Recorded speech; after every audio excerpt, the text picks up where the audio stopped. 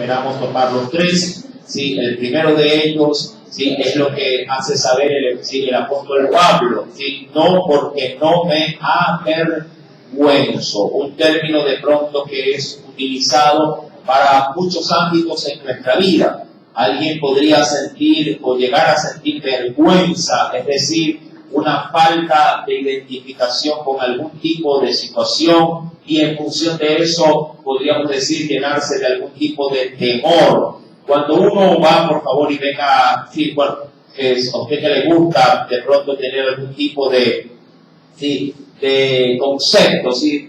Con respecto a este término, ¿sí? El término de avergonzarse, ¿sí? Bien podríamos dar algo, ¿sí?, adicional con respecto a esto, avergonzar o avergonzarse. ¿Sí? Primeramente es aquel, cuando se habla acerca de la vergüenza, quisiera leerlo tal cual como lo tiene el diccionario. Dice un sentimiento, si la vergüenza es un sentimiento de turbación causado por un sentir de culpa, puede ser un sentir de humillación o un sentir de deshonra, así lo define un diccionario. ¿Sí? Un sentimiento de turbación, ¿sí?, causado por sentir culpa, humillación o deshonra. ¿Sí? Cuando se habla de vergüenza, entonces hablamos que es de un sentimiento, de algo que posiblemente sí lo tengamos todos. En algún momento alguien ha sentido de pronto vergüenza porque estando en casa ajena, se me ocurre, no quiere prestar el baño. ¿Cuántos han pasado por esa experiencia? No, yo me aguanto hasta llegar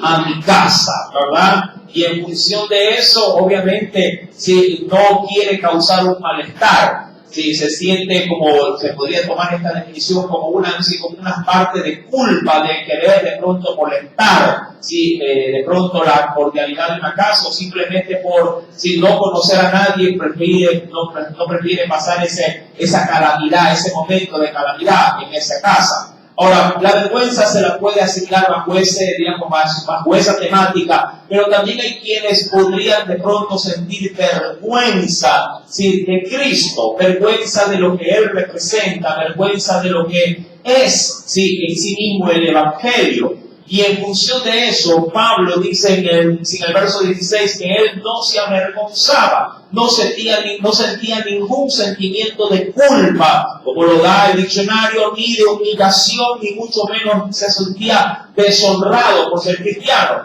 La Biblia nos dice, y quisiera por favor que me acompañase, vamos a entrar en materia en esta noche, que me acompañase a la segunda carta de Timoteo, capítulo 1. Venga conmigo, por favor, a ese pasaje de la Escritura. Segunda carta de Timoteo, capítulo 1. Veamos qué nos dice el Señor, ¿sí?, allá en el versículo número 12. ¿Sí? Segunda carta de Timoteo, capítulo número 1, verso número 12. ¿Lo tiene? Dice el Señor, ¿sí?, por lo cual asimismo padezco esto, pero no me avergüenzo, ¿sí?, porque yo sé a quién he creído y estoy seguro que es poderoso para guardar mi depósito, ¿sí?, es decir, mi cuerpo, mi alma, mi espíritu, ¿sí?, mi depósito para aquel día, hablando del día de la redención, ¿sí?, o de la resurrección. Pero entendamos esto, decía Pablo, por lo cual asimismo padezco, y ese padecimiento lo hago no porque sienta vergüenza, sino porque no me avergüenzo, porque yo sé, y eso es importante a la hora de sacar todo temor o toda culpa, porque yo sé, decía Pablo, a quién he creído o en quién he depositado mi confianza. Pero hay quienes obviamente se amedrantan o tienen temor del Evangelio. Y querido hermano, el Señor nos ha hecho ver por medio de su palabra, inclusive, sí, que así como de pronto mucha gente podría llegar a sentir algún temor, algún tipo de vergüenza para con Dios, o su Evangelio, o su Hijo, si Dios por lo contrario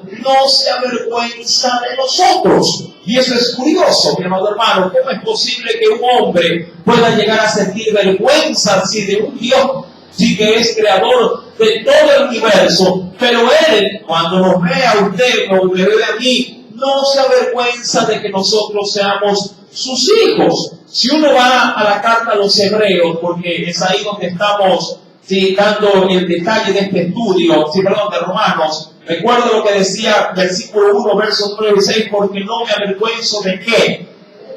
Sí. Y claro, cuando se habla del Evangelio, se habla de todo lo que esto implica. Sí, cuando se habla del Evangelio, se habla de todo lo que es la Biblia. Y entre ellos, no solamente es conocimiento, o libros, o letra muerta, es todo lo que el mensaje en su esencia transmite. Y eso es poder conocer a Dios y el mensaje de su salvación. Ahora, en Hebreos capítulo número 2, venga conmigo por favor. Carta a los Hebreos, capítulo número 2, dice el Señor en el versículo número 11. Hebreos capítulo número 2, verso 11 nos dice el Señor, porque el que santifica, y eso obviamente recae en Dios, es el que puede llegarnos a ser santos, porque el que santifica y los que son santificados o consagrados, de uno son todos, o de uno se deriva todo. Todos venimos obviamente a través del sacrificio de Jesús. Por medio de Él es que somos un cuerpo. Dice aquí, de uno son todos, por lo cual, ¿qué nos dice? ¿Podría leerlo? No se avergüenza de llamarlos como nos llama el Señor. Hermanos, Él no se avergüenza, amado hermano, de compartir esa afinidad, obviamente a través de un lazo espiritual. Aún más, si uno va a la carta a los Hebreos, pero al capítulo, y venga conmigo, 11, Hebreos capítulo número 11, mira lo que nos dice el Señor. En la misma carta a los Hebreos, pero en el capítulo número 11.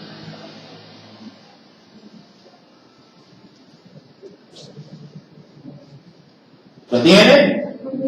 En el versículo número 16, mira lo que nos dice el Señor. En Hebreos capítulo 11, verso número 16. Dice la Escritura, hablando del pueblo del Señor, pero anhelaban una mejor, hablando de una mejor patria. Sí, pero anhelaban una mejor, esto es celestial, por lo cual Dios, dice ahí, no se avergüenza. ¿De qué no se avergüenza el Señor? No se avergüenza de llamarse Dios de ellos, porque les ha preparado una ciudad. Cristo, en primera instancia, no se avergüenza de llamarnos ¿qué cosa? O de vernos como sus hermanos. Y obviamente el Señor, nuestro Dios, no se avergüenza de ser nuestro Dios. Pero parece ser que hay muchos que sí se avergüenzan de ¿quién?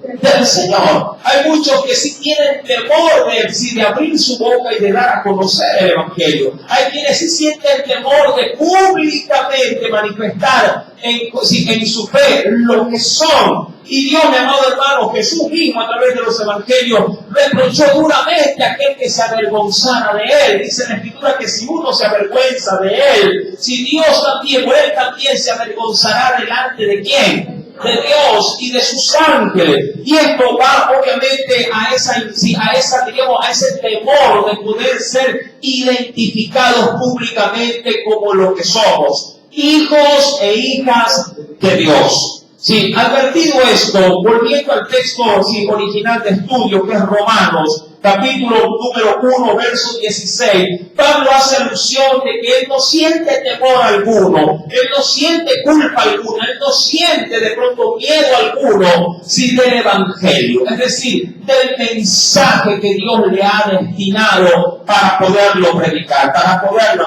anunciar. No me avergüenzo, decía Pablo, del Evangelio, y lo fundamenta en una principal y básica razón. Porque el Evangelio fue considerado, por medio del Espíritu Santo a través de los labios de Pablo, el Evangelio es poder de ¿qué? Poder de Dios. Me quiero detener ahí antes de avanzar. Cuando se habla de que el Evangelio es poder, Obviamente usted le podría venir a su mente como una especie sí, de pensamiento de jerarquía, de mayordomía, de reinado. Bueno, a manera de sinónimo podría vérselo de esa forma, pero el Evangelio tiene otros aspectos de poder que el mundo de pronto no aprecia. Usted podría considerar que alguien tiene poder porque está de pronto sentado en un tribunal como juez. Y usted podría decir, esa persona tiene el poder de poner en libertad o de meter en la cárcel a alguien. Usted podría asignarle el título de un hombre poderoso a aquel que tiene mucho dinero o muchas influencias. Y en función de eso usted puede catalogar el poder, pero bíblicamente o espiritualmente hablando, si cuando se habla de poder se habla de otro tipo de valores que el hombre común, diríamos terrenal, no considera o no aprecia. ¿Por qué Pablo considera que el Evangelio es poder de Dios? De primera mano, vengamos a la Escritura y veamos, unos aspectos importantísimos. Primeramente, cuando uno va a la primera carta a los Corintios, allá en el capítulo 1, mire un concepto que el mismo apóstol Pablo escribiendo a la iglesia hace notar, hace considerar. En 1 de Corintios, capítulo número 1, ¿lo tiene? Dice, hablando acerca de ese mismo Evangelio, dice en el verso número 18, porque la palabra de la cruz, porque esa era la esencia del Evangelio, la cruz, la muerte de Jesús, la redención, lo que esto implicaba, ¿sí? Porque la palabra de la cruz es locura. ¿A quiénes? A los que se pierden, pero a los que se salvan, la situación es diferente. Esto es, a nosotros, ¿cómo lo considera Pablo? Es poder de Dios. Y cuando se habla de la palabra de la cruz, se habla de la palabra de la redención, de lo que de pronto para el judío obviamente estaba identificado como maldición. Para el creyente la cruz no es maldición, es la bendición más grande que pudo haber existido. Porque fue a través de ese acto que la humanidad alcanzó la liberación del pecado. Y cuando se habla del Evangelio, se habla de proclamar la cruz. No se puede predicar a Cristo sin la cruz. No se puede anunciar al hombre redención sin nombrar la cruz de por medio. El sacrificio es la única, diríamos, acción a través del Evangelio que nos abre las puertas del cielo. Si no hay cruz de por medio, no hay salvación. Amén. Si no hay, el derramamiento, recuerde, de la sangre de Jesús en esa cruz, no hay remisión de pecados. Pablo ve la acción de la cruz, que era el mensaje esencial, como poder para los que creen o para los que se salvan. ¿Por qué otro aspecto se podría considerar el mensaje de Dios como poder? Porque es solamente a través del mensaje que el hombre puede reaccionar. Mi amado hermano, aún la iglesia solamente a través del mensaje oído puede elevar su fe. La Biblia dice que la fe viene por medio del oír, y obviamente se lo limita a la palabra de Dios, que es el mensaje o el evangelio que Dios nos ha en este caso dejado, nos ha manifestado. Quisiera ir a Jeremías capítulo número 23 para poder ver en acción cómo es que la palabra puede llegar a levantar al hombre de su pecado más grande. ¿Cómo trabaja la palabra? Ahora, cuando uno va a Jeremías capítulo 23, venga conmigo por favor al Antiguo Testamento. Profeta Jeremías, capítulo número 23. ¿Lo tiene? Hay un texto que a veces los maestros cantan en la escuelita bíblica, para los niños sobre todo, pero creo que hoy es válido rescatarlo para nosotros. Lo tienen en el versículo número 29. Jeremías capítulo 23. Versículo número 29. Yo creo que esta es la forma práctica, pero también efectiva, de qué manera la palabra hace su efecto en nosotros. Dice la Biblia, ¿lo tiene ya? no es mi palabra, y usted puede de pronto reemplazar el término mi palabra como, no es el evangelio, podría ponerlo de esa manera, que es lo mismo a la larga. Sí, no es mi palabra, no es el evangelio, como fuego, dice Jehová, y como más Dios ve su palabra, y como martillo que quebranta, ¿la qué? Que quebranta la piedra. Primero la considera o la asemeja como el fuego, que obviamente todo lo que pasa por fuego, se logra ¿qué? Se logra consumir, y lo que puede pasar por un martillo se puede llegar a despedazar o desmenuzar. El evangelio tiene ese poder. Solo a través de la palabra el hombre puede ser consumido. El hombre puede llegar a ser, por muy duro que se manifieste, puede llegar a ser desmenuzado. La palabra tiene el poder de romper la roca en los pedazos que Dios quiera, es decir, en este caso hacer. Su palabra es poder. Su palabra, de hecho, si uno va a la segunda carta, venga conmigo por favor, de Timoteo, esto que usted creo que sí lo reconoce en la Biblia, segunda de Timoteo capítulo número 3, verso 16, que nos dice que es la palabra del Señor. Toda la escritura es, ¿qué dice? Inspirada por Dios. Y cuando hablo de la escritura, vuelvo y repito, de manera sinónima hablo del evangelio. Todo el evangelio, la Biblia entera es el evangelio de Cristo. Sí, desde el Génesis hasta el Apocalipsis, toda ella es el evangelio. Y toda ella contiene, amado hermano, lo útil para nosotros. Porque toda escritura es inspirada por Dios. ¿Y útil para qué? ¿Para qué? Para enseñar, para redarguir y para qué más. Sí, y todo esto, mi amado hermano, sí, se lo asemeja como el poder que Dios manifiesta para los hombres. Su palabra, su evangelio. Bien podríamos decir que Pablo habla con propiedad cuando dice, volviendo a Romanos capítulo 1, verso 16, yo no me avergüenzo, dice aquí, del evangelio, porque es poder de Dios. Sí, pero ese es el origen, no del hombre, es poder de Dios. Y claro, ese poder Dios nos lo ha delegado, porque nosotros somos administradores de ese evangelio. Nosotros somos los encargados de hacer saber el poder que Dios tiene a través de este precioso mensaje, su palabra, la Biblia, mi querido hermano. Dice pues la Escritura, porque no me avergüenzo del evangelio, porque es poder de Dios, para salvación a todo aquel que cree. Quisiera ir a un último pasaje bíblico dicho por los labios de Jesús.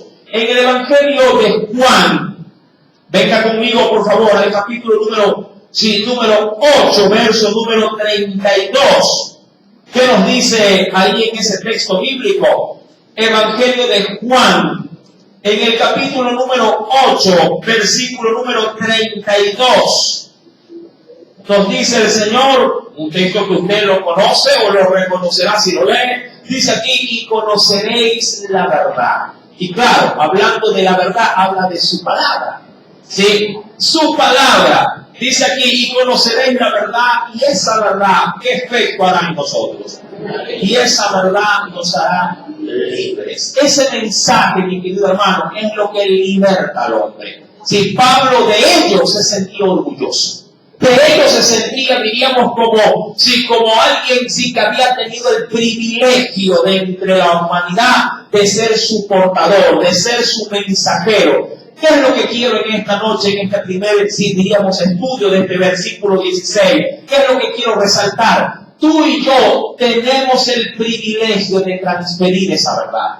Y esto no es motivo de vergüenza, esto no es motivo de desánimo, no es motivo de tristeza, es un motivo de alegría, un motivo de querer, en este caso, llenar primeramente nuestro cántaro de estas verdades con la intención de transferirlo a los demás. Para Pablo, ser cristiano y llevar el mensaje del cristianismo era un privilegio. Pregunto, ¿qué es el evangelio para ti? Un motivo de orgullo. Sí, de pronto podrías llegar a pensar y decir, bueno, sí, cuando estoy en el ambiente cristiano. Sí, cuando estoy conversando con otro hermano en la fe. Pero ¿qué hay si tienes que ir a confrontar o hablar con alguien que no es cristiano? Si callas cuando de pronto viene tu jefe, sí, y te ve de pronto muy cordial conversando con tu compañero, pero sí, a veces pensamos, decimos, no, mi jefe no lo necesita, él no necesita el evangelio. Al contrario, sí, todo hombre necesita saber de ti, de tu boca, el evangelio de Dios. A veces callamos, mi amado hermano, así cuando viene la familia. Penosamente caemos en esta encrucijada cuando si nos vemos y decimos, es que nadie es profeta en su propia tierra. Ahora, yo quiero revelarte, no un secreto, es algo público, pero que de pronto no lo vemos de esa manera. ¿Por qué el Evangelio de Cristo no se hace tan efectivo en medio de la familia? Sencillo, porque ellos primeramente nos conocían como éramos antes. Pero ¿cuál es la mayor dificultad? Cuando a veces queremos evangelizarlos sin mostrar manifestaciones de cambio. Eso es concluyente. Si cuando alguien en casa, digamos en su hogar, en su alrededor, ¿sí?, de su familia, no logra ser efectivo con el evangelio, no es la culpa, no es del evangelio. La culpa muchas veces recae en quien porta el mensaje del evangelio, porque no manifiesta los cambios que anuncia ese evangelio. Por ahí podrían decir mucho, pero tú me dices que no mientas, pero si yo te escuché hace un ratito que mentiste. ¿Me explico? O sea, ¿cómo poder ser efectivo con el mensaje si no he manifestado junto a ese mensaje mi propia transformación? El evangelio sí es oído por los familiares cuando ellos ven en ti un cambio de vida. Y querido hermano, es evidente que eso sí te ayudará a que si la palabra de Dios se haga efectiva en tu entorno familiar. Si quisiera, por favor, si allá en Juan, bueno, ya lo leíamos, capítulo 8, verso 32, que nos dice, y la verdad, si os hará libres, obviamente, a la verdad del Evangelio. Y dice aún más el verso 16, Romanos capítulo 1, verso 16, ¿sí? Sigo leyendo, dice aquí, porque es poder de Dios para salvación a todo aquel que cree. Y hace mención a un organigrama. Un organigrama, diríamos, en cuanto a su posición. Dice el versículo número 16, al judío primeramente, y luego dice, y también al griego. Pero ojo en ese orden. Al judío primeramente. Y no podemos descartar, mi querido hermano, que ha sido Dios, ¿sí?, quien de manera, yo diría, consecuente, ha manifestado su mensaje de redención primeramente ¿a quiénes? ¿A quiénes? A los judíos. Y Dios estableció dar a conocer su nombre por medio de un patriarca llamado Abraham. Y me refiero estrictamente a Abraham porque a raíz de él Dios levantará una descendencia que lo llamará luego su pueblo. Amén. Dios de manera inicial, allá en el huerto del Edén, cuando se manifiesta en Adán, se manifiesta a través de toda la raza humana. Pero cuando se logra manifestar a Abraham, ya él había escogido para sí una simiente, un pueblo suyo. Ahora, quisiera por favor que me acompañase a la escritura. Veamos qué nos dice también la palabra del Señor al respecto. Primeramente, venga conmigo por favor, y veamos un texto de referencia. En la carta a los Hebreos, acompáñenme por favor. En la carta a los Hebreos. Quisiera ver una pequeña referencia. Carta a los Hebreos.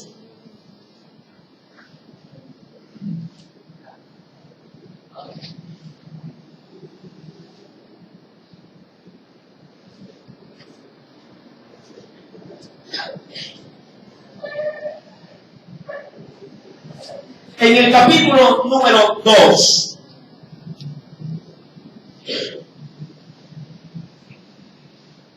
en Hebreos, y carta a los Hebreos, capítulo número 2. Quisiera ver de una manera panorámica, sí, el orden en el cual Dios habrá de aplicar su salvación.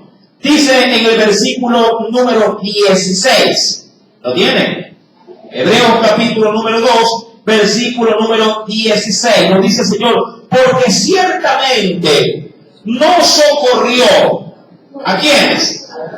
Y obviamente hablará, sí, en función de que cuando el Señor fue, sí, a escoger esa nación para hacer la suya y de ahí obviamente hacer descender al Mesías, sí, el Señor no lo hizo con la intención de ir en pos de ir a salvar a lo que Él ya había creado y que perdieron su dignidad. Hablando de quiénes, de los ángeles. Dice, porque ciertamente no socorrió a los ángeles, sino que socorrió a quienes fue a socorrer. Y ese es el orden, obviamente. Fue a socorrer, dice la Escritura, a la descendencia. ¿De quién?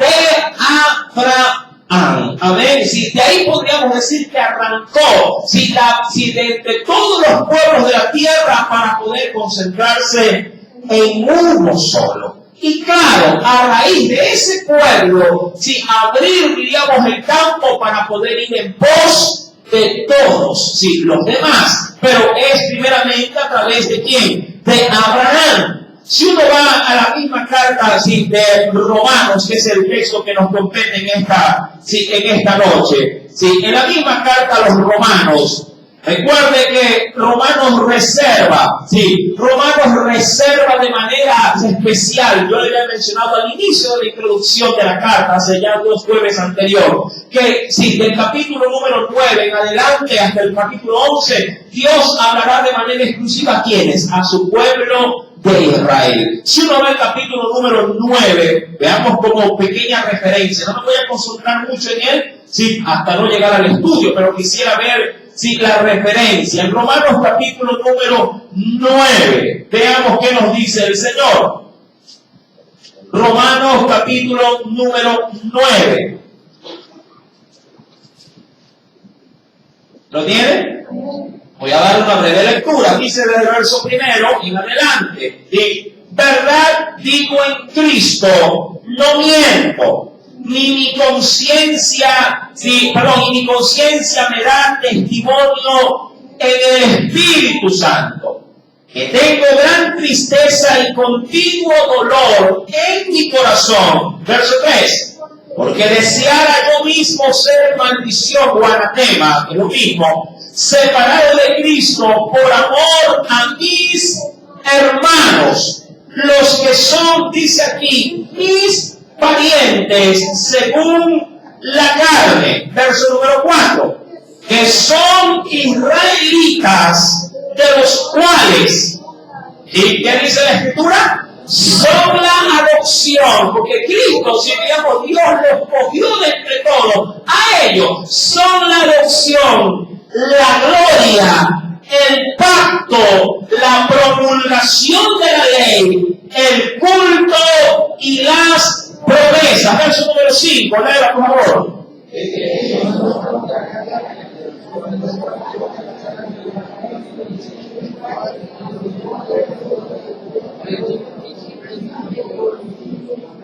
Ahora, entendamos en este versículo, si el privilegio que esta nación experimenta simplemente porque a Dios le plació manifestar la salvación a través de este pueblo, dice, de quienes son patriarcas, según dice aquí, la carne, del cual vino Cristo, el cual es Dios sobre todas las cosas. Cuando uno avanza los evangelios, mi amado hermano, y venga por favor, y va al evangelio de Mateo, mira lo que nos dice en el capítulo 15. Vayamos a un pequeño texto de referencia. Allá en el evangelio según San Mateo, mira lo que nos dice el Señor en el capítulo número 15. ¿Lo tiene? Evangelio según San Mateo, capítulo número 15, en el versículo, voy a leer desde el versículo número 21 en adelante, voy a llegar hasta el versículo número sí, número 26. ¿Lo tienen? Dice el Señor, saliendo Jesús de allí, se fue a la región de Tiro y de Sidón, en las regiones costeras. Y aquí una mujer, ¿de qué lugar? ¿Qué sector? Cananea, que había salido de aquella región, clamaba diciéndole, Señor, Hijo de David, ten misericordia de mí. Mi hija es gravemente atormentada por un demonio. Verso número 23, léalo por favor.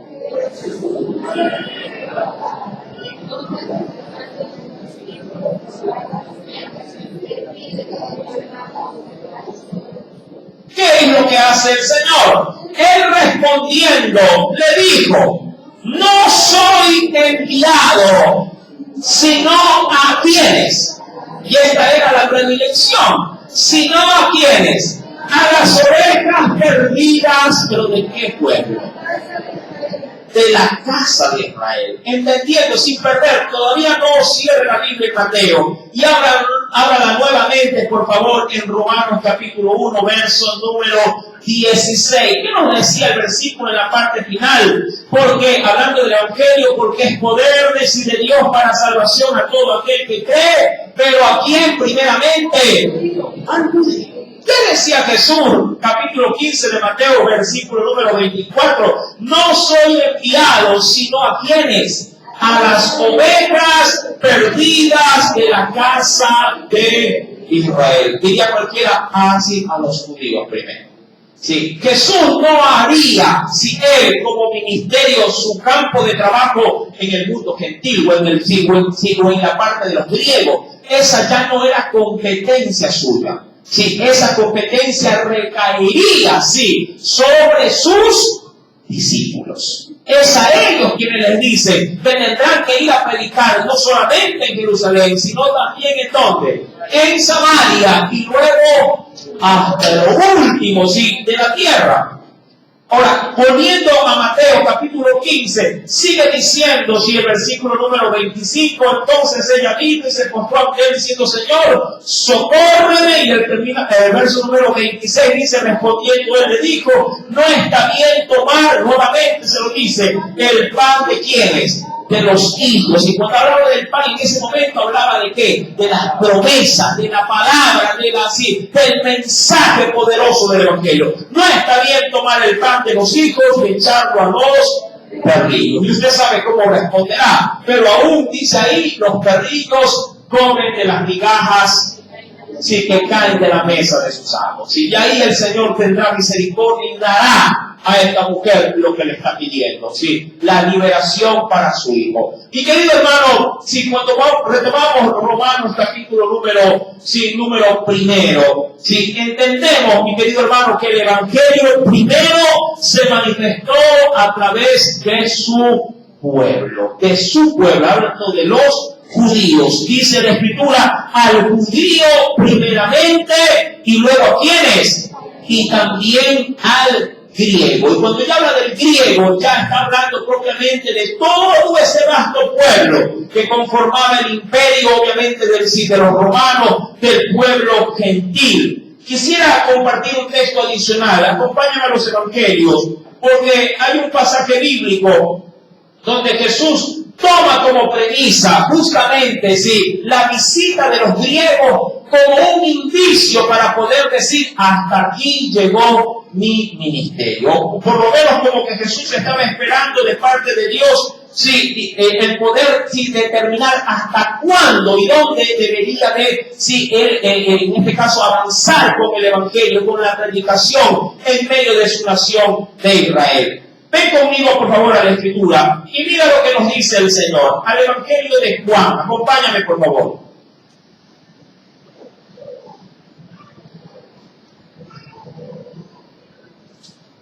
En el capítulo 12, Evangelio según San Juan, capítulo número 12, versículo número 19, voy a leer desde el verso 19, en adelante.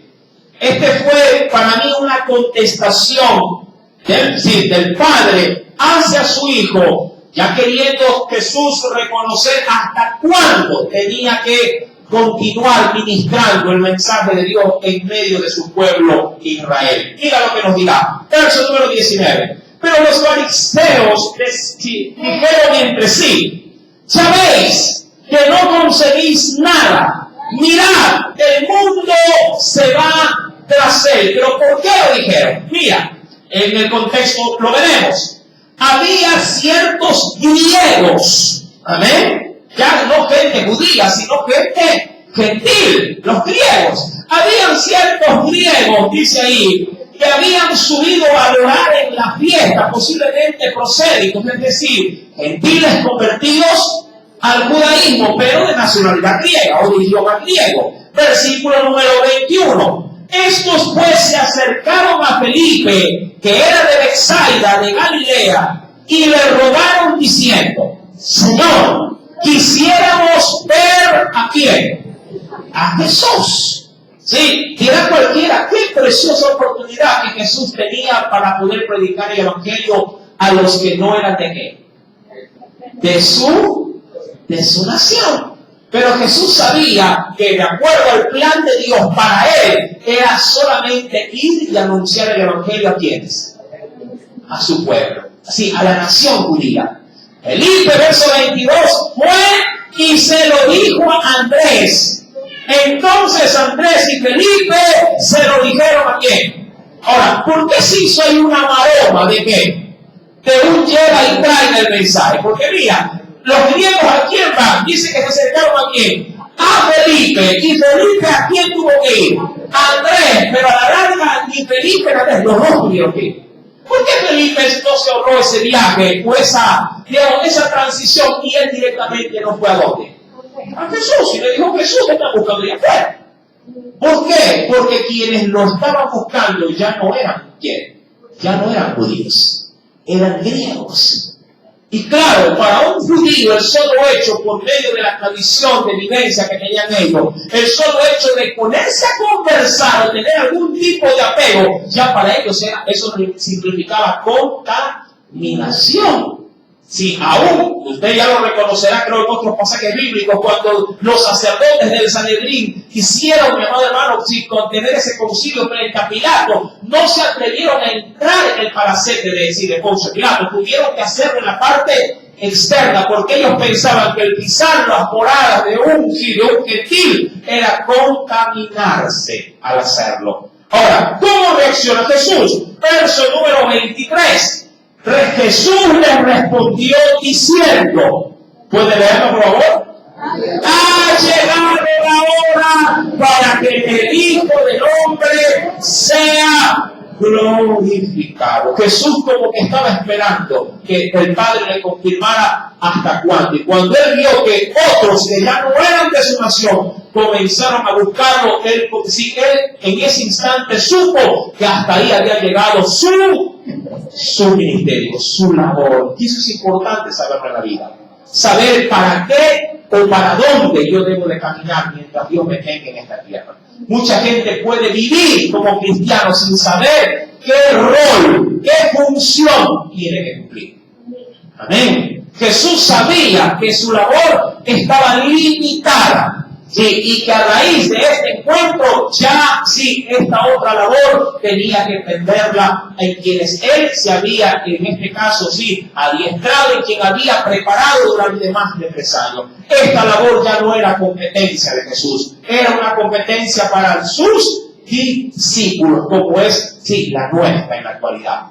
Mi querido hermano, pues teniendo estas pequeñas reseñas de la Escritura, queriendo concluir en esta noche Romanos capítulo número 1, recuerda, dice la Escritura, no me avergüenzo del Evangelio, verso 16, porque es poder de Dios para salvación a todo aquel que cree, al judío primeramente, y también para quien es el Evangelio, para el griego, es decir, para nosotros, mi amado hermano.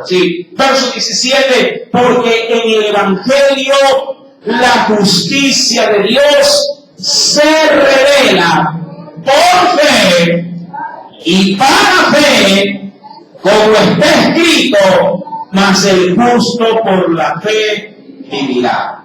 ¿Qué significado tienen estas palabras cuando se nos dice que se revela por fe, que se manifiesta para fe y que el justo vivirá por esa fe? De eso lo estaremos meditando el próximo día jueves, si así el Señor nos da la oportunidad. Amén. Que Dios nos bendiga a través de esta porción y recuerde, nunca se avergüence ni de su Dios ni del mensaje que usted tiene que proclamar en su nombre. Amén. Si usted lo confiesa aquí, también Jesús lo confesará delante de su Padre y de sus ángeles también. Amén. ¿Cuántos quieren ser por Él reconocidos? Él no se avergüenza de llamarnos su pueblo. No se avergüenza usted de ser su hijo. Oremos a Dios. Padre Celestial, en el nombre de Cristo Jesús, te agradecemos infinitamente porque en esta noche, Padre, tus misericordias se han dado a conocer. Gracias porque nos recuerdas, oh Dios, el valor que representa el ser tu hijo. Nos recuerdas el valor que tiene el mensaje que usted ha delegado a sus hijos para que éste sea transmitido. Señor amado, muchas veces, aún en nuestro